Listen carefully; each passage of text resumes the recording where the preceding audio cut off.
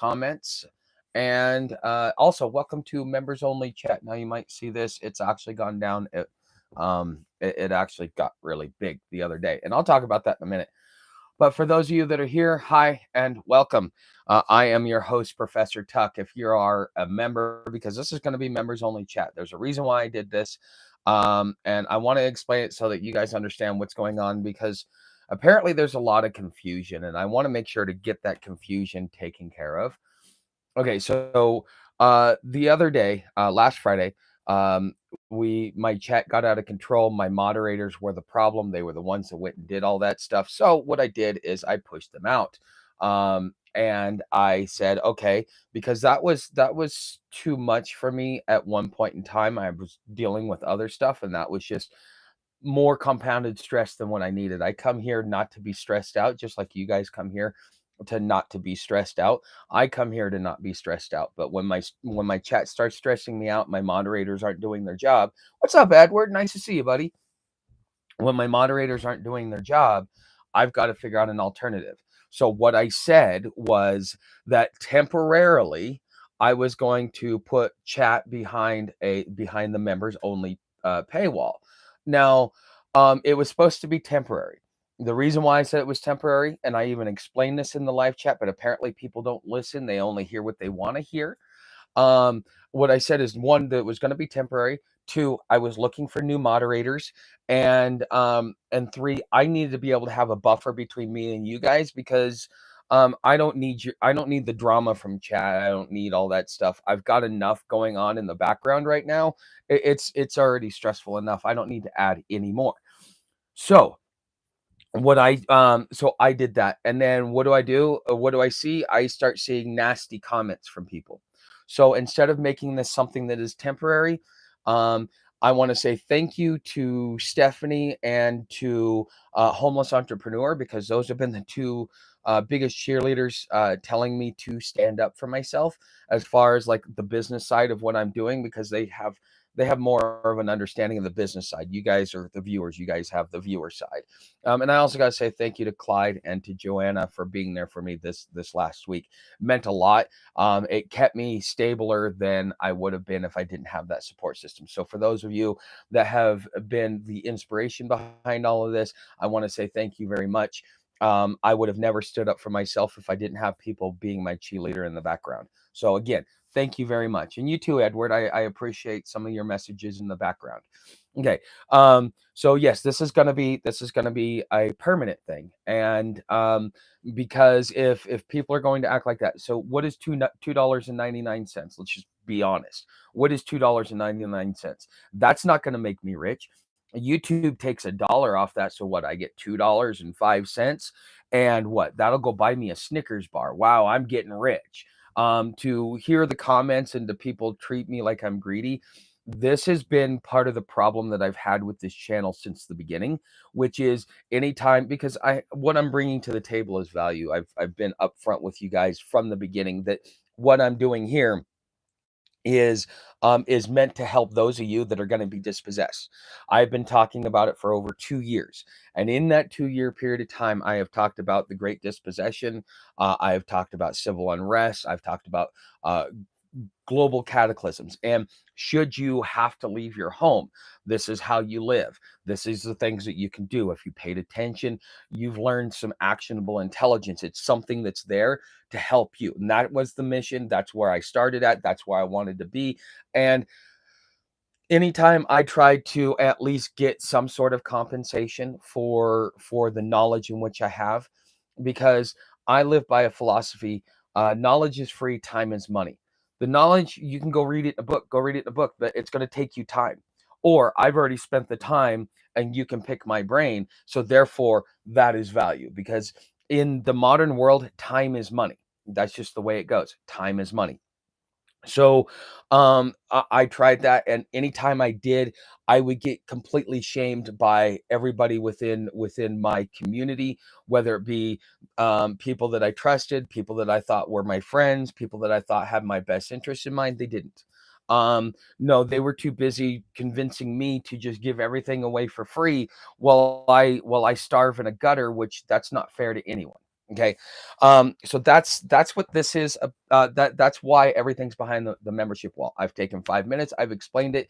I don't want to have to keep talking about this because last night was the first good night's sleep I've gotten in about a week. That's part of the reason why this is blowing up. There's three things that causes my abscess to really go out of control, which is sugar, lack of sleep, and emotional stress. Those are the three things that really cause it, and those three things were kind of like swirling around. And so now that I'm getting my sleep and stuff like that, it's going into remission. Once now that I'm getting myself balanced, it's going into remission. See, this is part of my health as well.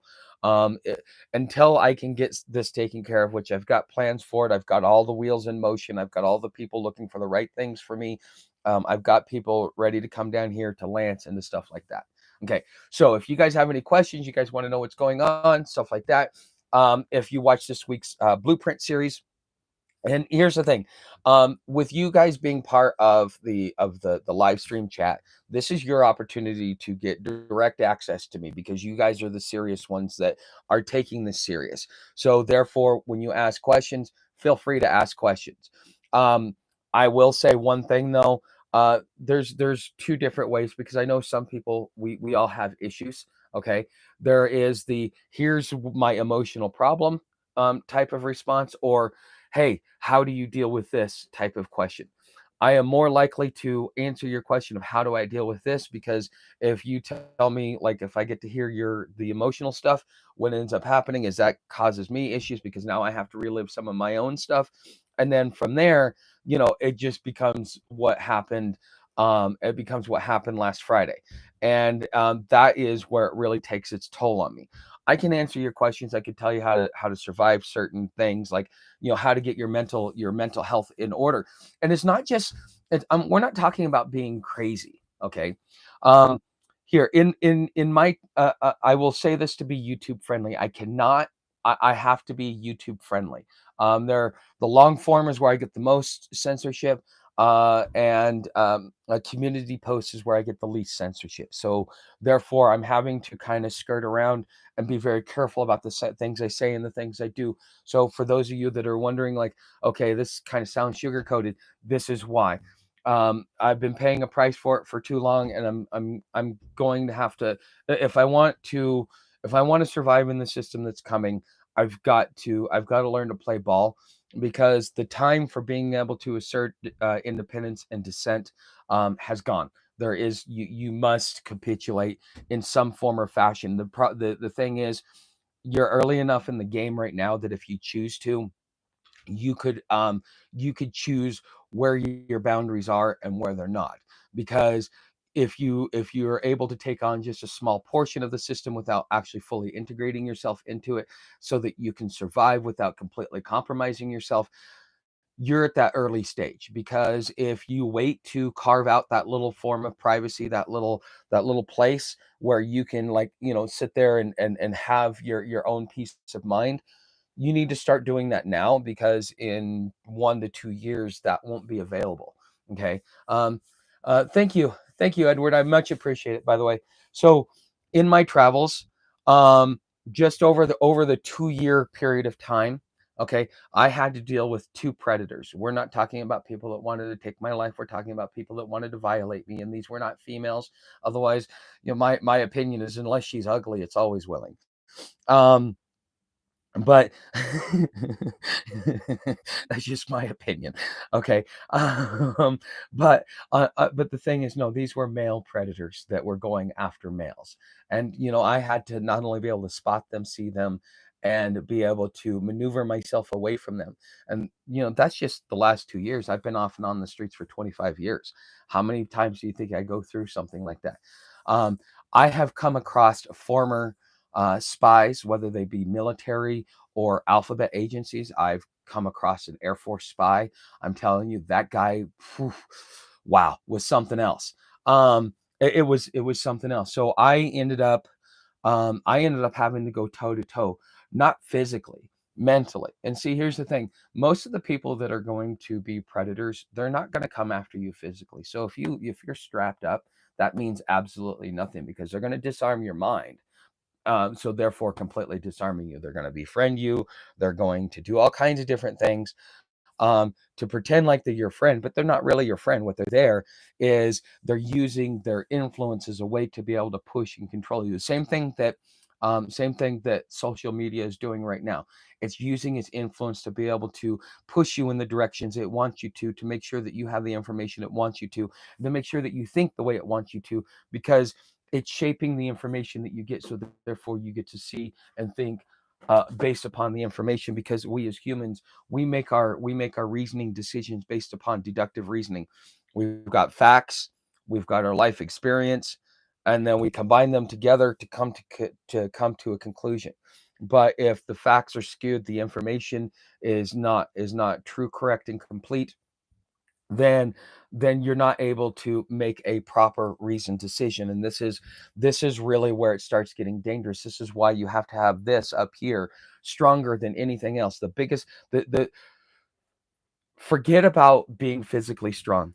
You're going to have to carry a backpack, okay? Your legs, go walk 5 miles a day. Go walk around your block 4 or 5 times, okay? Do that every day for probably about 6 months, and then expand to 2 blocks, and then do that every day for 6 months, and then expand to 3 blocks, until finally you're doing about 2 hours of walking at a time.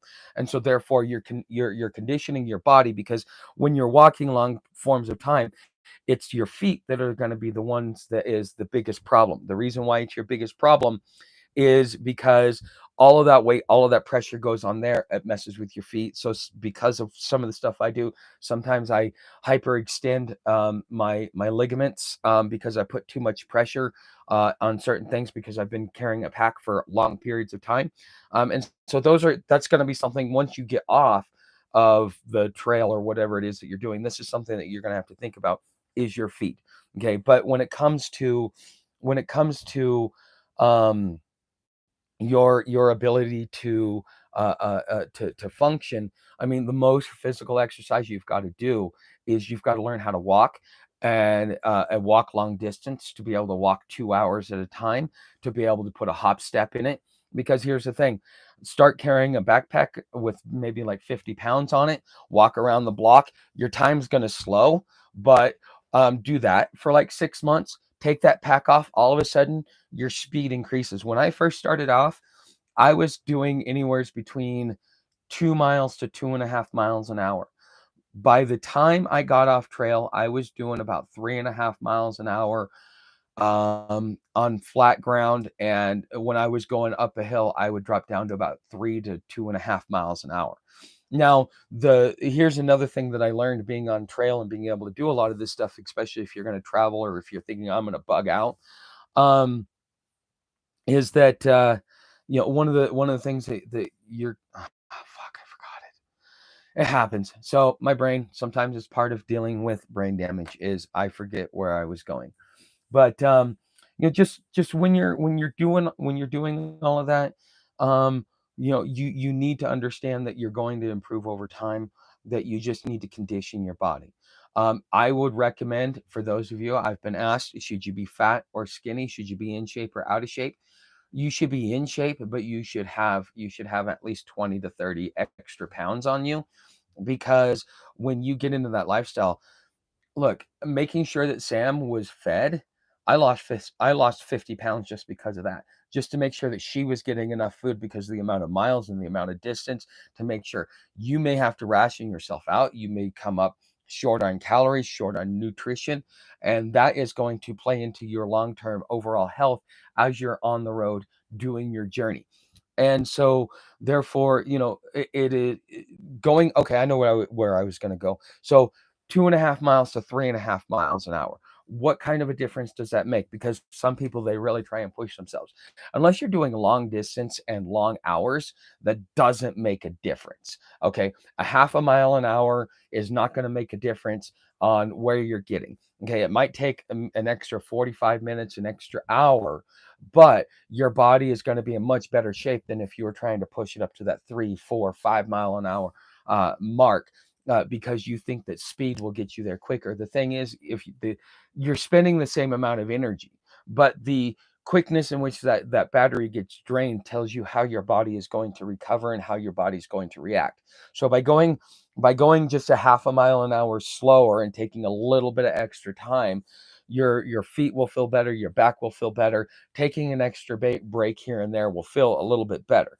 But you also got to set yourself up with little goals, because when you first start out, you might sit there and go, man. And so about every half mile you're taking a break.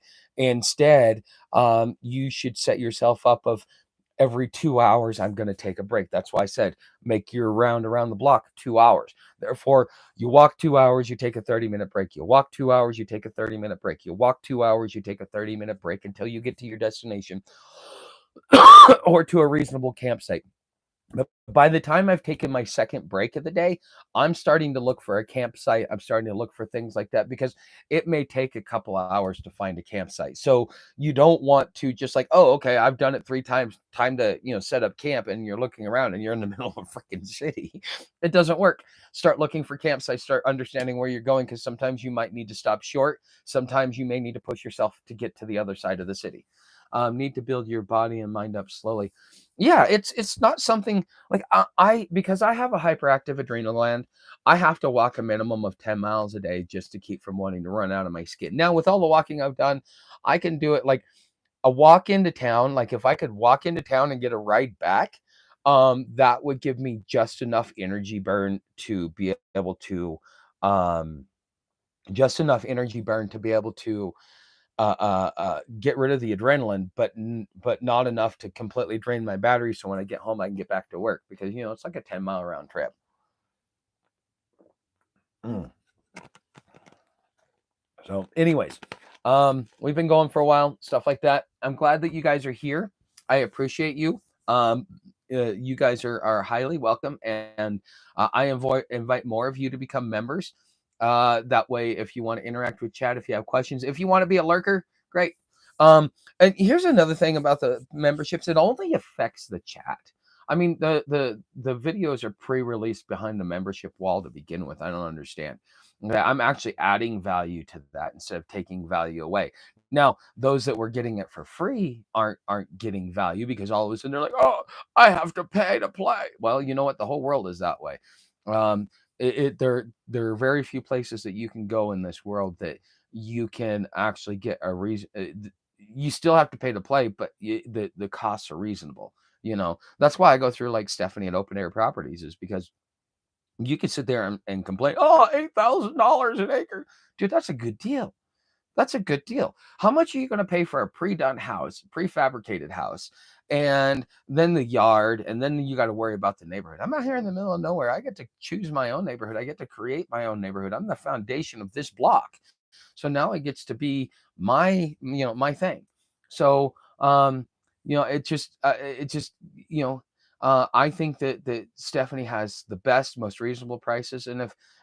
For me, it wasn't even about price. It was about being able to accomplish a problem, or excuse me, accomplish or solve a problem. Because here's the thing: when people are going to buy things, even when you go to buy things, you have a problem, you're looking for a solution.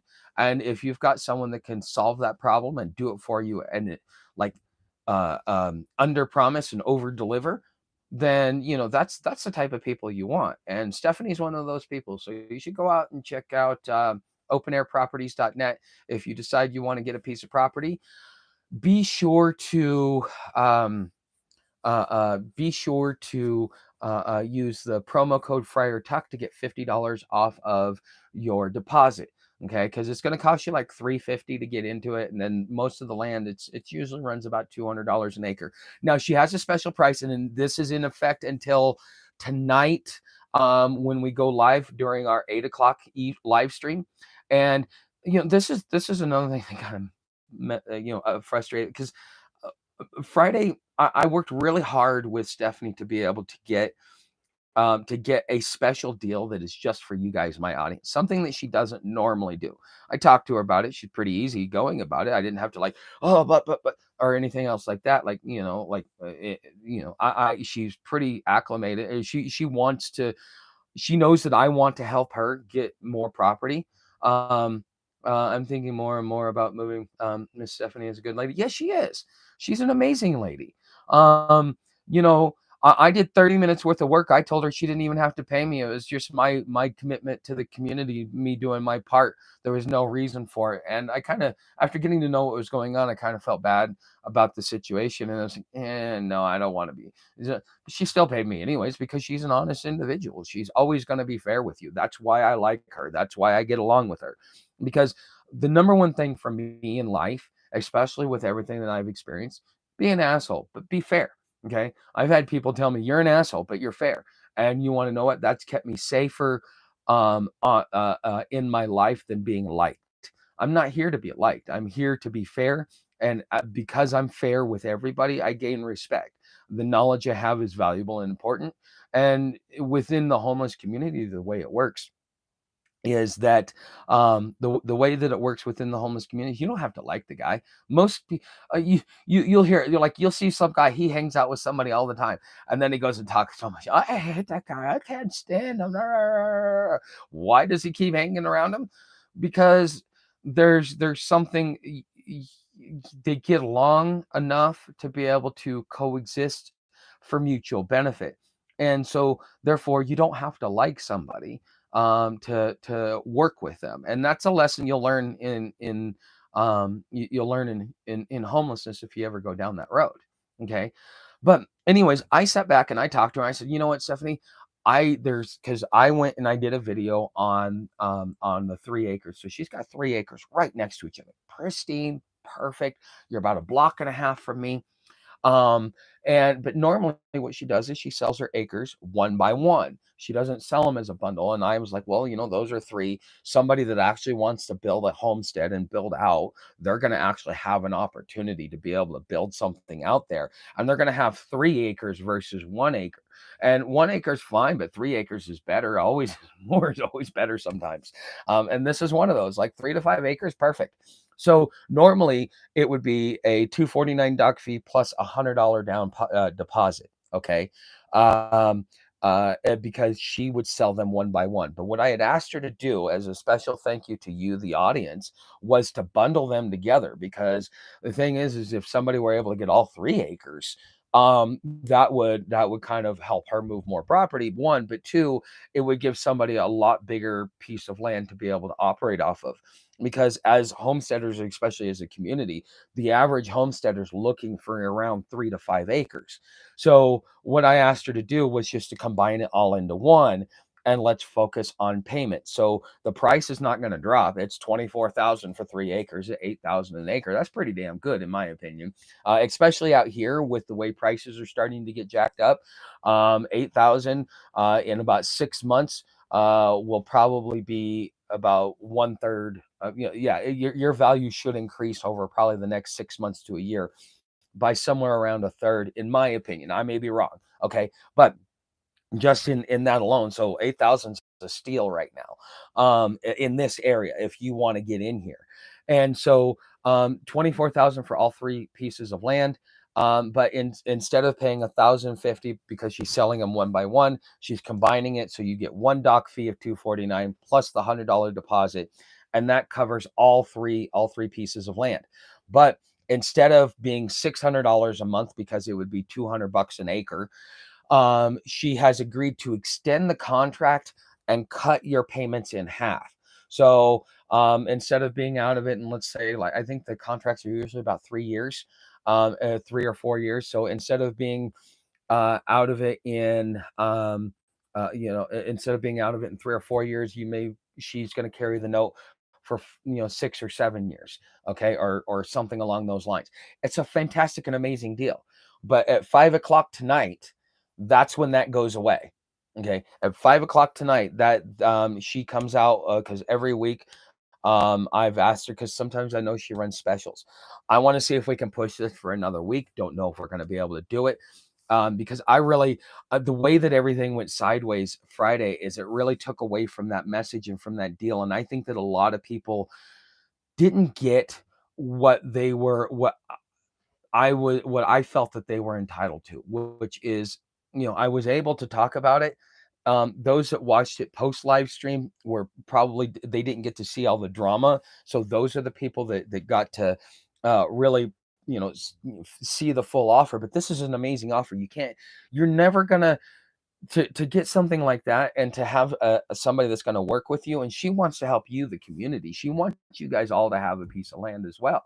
Not just because it benefits you, but because you know the whole reason why I now I'm speculating, but usually you don't start a business unless you see a problem and you want to solve it. That's what a business is. I started this channel because I saw a problem and I wanted to solve it. I know that 1/3 of America is probably going to get dispossessed, and at least 50% of those people are going to end up out on the streets. So how do so to solve that problem, I was teaching you how to survive outside on the road and not be completely miserable, and actually know the ropes and be able to function much better than all the crap that you see out there and all the fear mongering that you hear. Even preppers try and make you afraid of the homeless. It's like, it's crazy, and some of them were homeless themselves. You know, MD Creekmore was homeless, but yeah, I think he was temporary homeless. I think Pinball said he was homeless, but I don't think he was really homeless for very long. You can't tell in the way he thinks, acts, and talks, because the longer you do this, you become more of a feral human being. Um, Even though so many people want to see me as homeless, I'm not a homeless person. I'm not some crazy whack job. I have PTSD. If that makes me batshit crazy, well, then you're batshit crazy too, because it's part of life. Um, I don't have a drug problem. I'm not an alcoholic. My thing is, I'm a workaholic. That's my drug of choice. So therefore, I don't deal with all that other stuff. I love to work. I love to go do all this stuff. And but the thing is being outside teaches you how the world really works, because you get to see the ugly side of humanity. You get to see the nasty parts. And when you see the nasty parts of humanity, it changes how you think, how you act, how you go about it. Like, I see people, I can tell kind of uh, what some of their experiences have been just by their posturing. Like, I've got a neighbor and I watch him. He takes defense. He keeps his distance, squares himself up. He takes a defensive posture. I don't think I mean, I don't care, because I'm like, I'm not worried about it. Guy's not. He's doing it for his own self defense, for his own protection. He's not doing it because he's afraid of me, and I'm not afraid of him. We're both very passive individuals, but you get something ingrained into you, because not everybody's a nice person. And so not everybody is a nice person. And so you've got to be prepared. You don't know who you're coming across. And so many people are like, but I'm not that way. It doesn't matter. I don't know you. And until I know you, I cannot check off the boxes and say whether or not you're safe or you're not safe. And for the average housey or housed community, you guys look at it and go, you know, um, for the average housed community, you guys wouldn't even know the first thing to deal with, the first time you ever had to defend yourself, and it might be fatal. Because when you come outside, especially, here's the thing: you're gonna watch the homeless, but don't take a what do you call it, a don't take a position on it.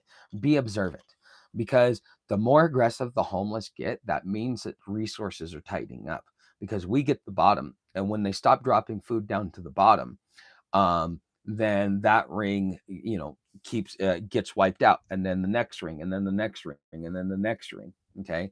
And so the homeless, I have sat there and watched the food dwindle, the resources dwindle, the funding dry up, and watch all that stuff happen to a lot of these communities, that are trying to deal with homelessness, and they're doing it the best way they can.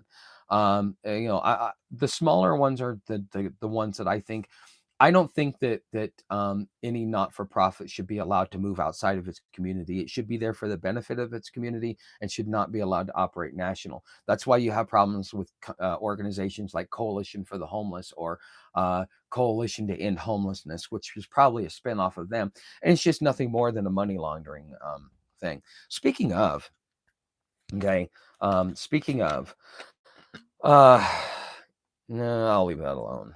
No, no, actually, I'm gonna talk about it, and this is gonna be what I close on, because, um, yes, you build defenses. You gotta build defenses. Mm. I had to switch to Coke Zero because that was part of this problem too. Sugar is my biggest. Um, Honestly, I think it was because my mom was an alcoholic. Um, I have this huge affinity for sugar, and I've been spent so many years trying to get off it. Well, here, like, okay, for those of you, because like we see a cult and we saw a Jago, which are part of the homeless community, that kind of sat there and had their little fit when I did my thing, and I'm like, okay, fine, a cult. Yeah. Anyways, I'll leave it alone. But here's the thing: I've been homeless. I've got like total time on the street somewhere around 13 to 15 years. Okay. Being homeless on the streets, nomading it, all that other stuff. Most of it was in my 20s. Okay. Some of it was in my 30s. And then we had the last couple of years. Okay. But when I talked to, like, when I started this channel and I started getting, this is kind of how I knew I became the voice of the homeless, because the old people that come out, like Craig or Matt the Cat, uh, there was Lucky Larry, and oh, there's a few Decline. There's like four or five of them that are old school. They've got at least a decade's worth of experience under their belt, so they understand homelessness much deeper than somebody who spends 6 months or a year or even a year and a half on the streets. In order to fully understand how the system is being used against you, how toxic it is, you would, in my opinion, I think it would take at least 5 years for you to fully see what's really going on, because you have hope when you come out, and it slowly dwindles away, and you still figure out ways to cling to hope, blame yourself, create your own issues, say that it's someone else, or keep blaming yourself, when in reality it's you only have so much control over the situation. They're creating the situation because they're able to profit off of it, and you don't really fully understand that until you've been outside for at least 5 years of lived experience in that realm. Okay. So when I started railing against the homeless industrial complex, railing against those that were being toxic towards the homeless, and that were actually saying that they were helping the homeless but weren't, because I started railing on that when I first got to Gainesville, because that's really when my channel growth went from, like, I was expecting to be monetized by the end of that year, and because of my growth, and all of a sudden it just it basically slowed down to molasses. And a lot of it is because I was taking the fight to them, and the system itself, because it needed that as part of its support structure, saw what I was doing as a threat. And so, in order to not infect the rest of the community, to wake them up so that they understand what's going on, um, what ends up happening is, one, I got throttled back. But those within those old dogs that have been out there and have the experience, they understood that when I started doing that, whether I realized it or not, I had closed off so many doors. I closed off doors to sponsorships because, with what I was doing, if I was just teaching you how to survive homelessness, but making it out to be a moral shortfalling versus a designed flaw, then I could have gotten sponsorships from a lot of these non-for-profits. I could have worked more within the homeless community, because I would have drank the Kool-Aid. They would have said, okay, you're safe, and you're going to keep this Ponzi scheme going. Okay. And so, what's funny, is that a lot of those guys, they're the ones who, like, every once in a while, I'll see like $2, $5, $10. On a rare occasion, I'll see a $20 bill dropped in from one of those people. On an extremely, like, once in a blue moon, I'll see $100 dropped in. But the thing is these people have, rallied behind me and helped me out and supported me along the way, because they understood what I was doing, and it was their way of saying, hey, thank you for saying what we can't say out loud, because if they start talking against it, then they also risk the possibility of benefits and connections drying up. I mean, I would have people within the not-for-profit organizations that would come up to me, have a private conversation with me. They had long-term homelessness. They had like 10 years, and they were recovering addicts, and now they were trying to do their part. But they would pull me off to the side and say, yeah, they would kind of tell me that what I was doing was great. And I didn't understand it at the time. I thought I was just, speaking my mind. I didn't realize how destructive I was being. But, I got a lot of pats on the back. And they're the ones that are in the background that are saying, look, man, I'm giving you money. Why aren't these people helping you out? Don't these people understand? Your community needs to sit back and your community needs to help you. You're taking that risk and you've cut off other avenues. So, well, thank you, Matthew. Welcome to podcast members. You're a wrench, though, just so you know, as a wrench, you don't have to do it, but I very much appreciate it. It means a lot to me, Matthew.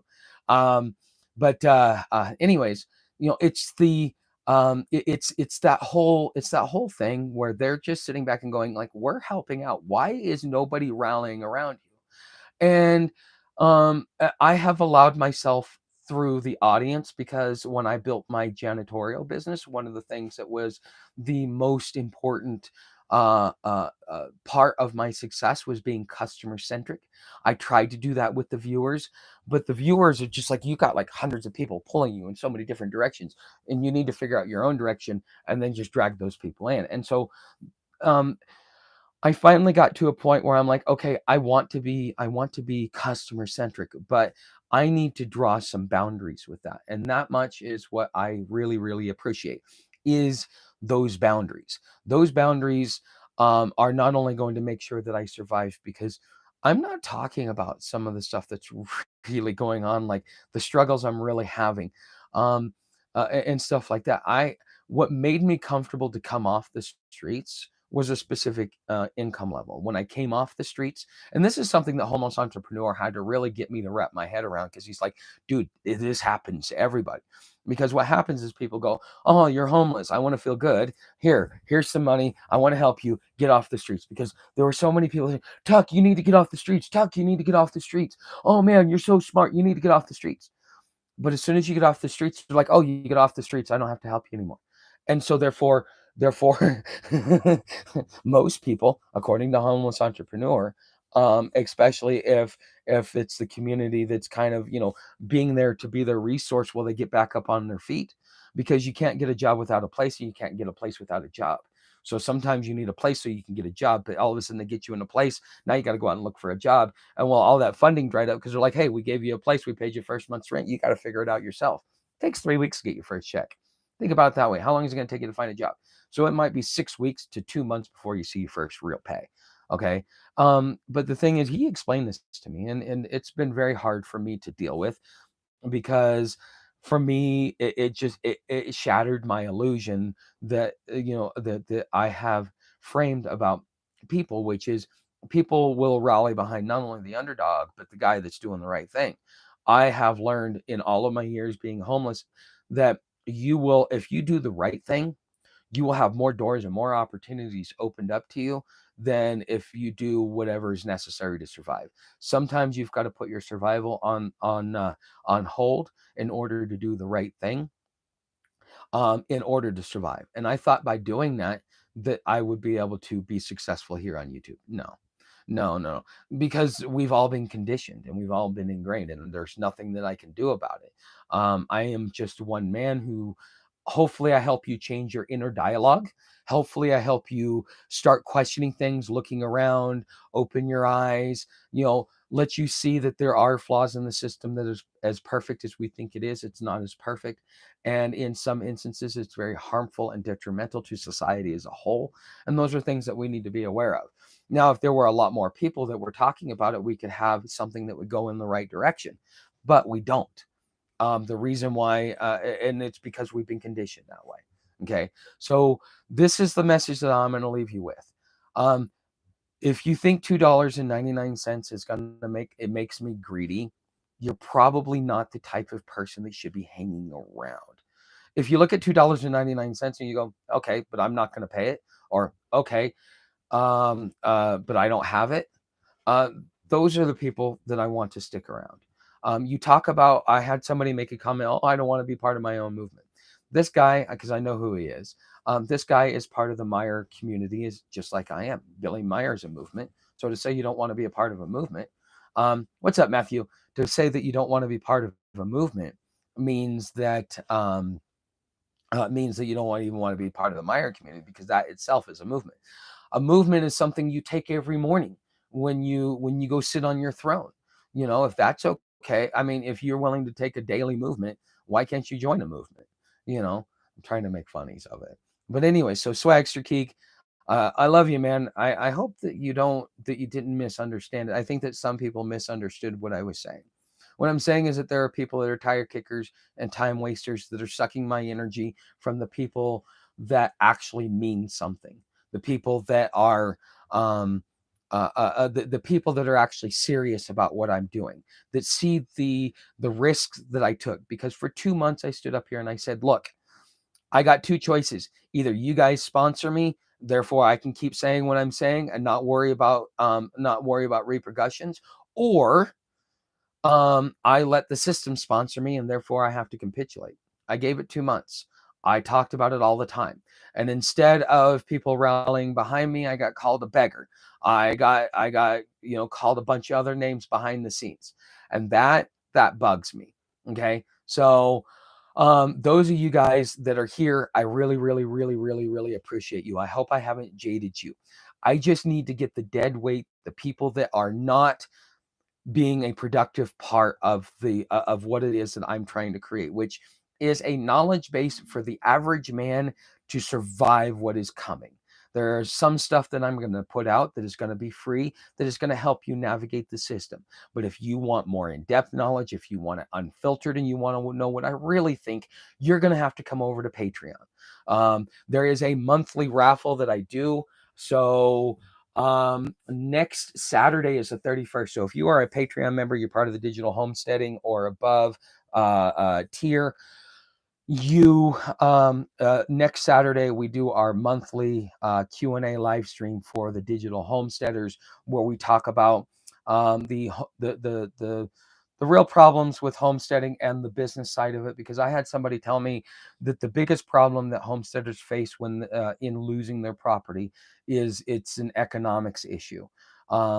Just because of the way that money comes in and out. And I've had people warn me on the back end multiple times as a way to say, hey, Tuck, you need to make sure you got your money in order. Otherwise, you're going to end up like all these other people. And so I've taken that warning and I'm passing it on. And that's what we're going to be doing over there in next Saturday, not this Saturday, but next Saturday over on Patreon. Okay, so I will see you guys tonight, 5 o'clock. This is going to stay public because I wanted to make sure that the general audience understood. From now on, the way that this members only chat is going to work is it's going to be open to the public while it's um, while I'm going, but once it's done, it goes behind the member paywall. That's just going to be the way it is. That part might be temporary. That part might not be temporary. I don't know. We're going to see how people react. And the more you guys want to, like Trump kept telling, Xi, don't retaliate. Even Besson says, don't retaliate. But the Chinese chose to retaliate anyway, so therefore he raised tariffs. Okay, same concept. Okay, when I see retaliation, that is sign that I need to double down and start pushing those people out, because they've dug their heels in so much that I need to really force them out. And some of them I may have to just completely hide them from the channel. I've had to do that to a couple of people already, just for my own sanity, because I'm done dealing with what I'm dealing with. Okay, so that part is that part. But the Friday evenings, because those are sponsored by Stephanie, those will always remain in the public. Okay, so if you miss the Friday live stream, you will always be able to see that. That's going to be me and my old man. That is that is a twofer for me, because one, I get record of my old man, and two, I'm getting sponsored for it. Stephanie really likes that segment. I hope you guys do too. That always will stay in the public because that is a sponsored event. But if it's not sponsored, it goes behind the paywall. Okay, so I want to say thank you guys for being here. I hope some of you choose to support what it is that what I'm doing and you find value in it. If so, I hope to see you in one of my membership tiers. Thank you for being here, and I will see you tonight.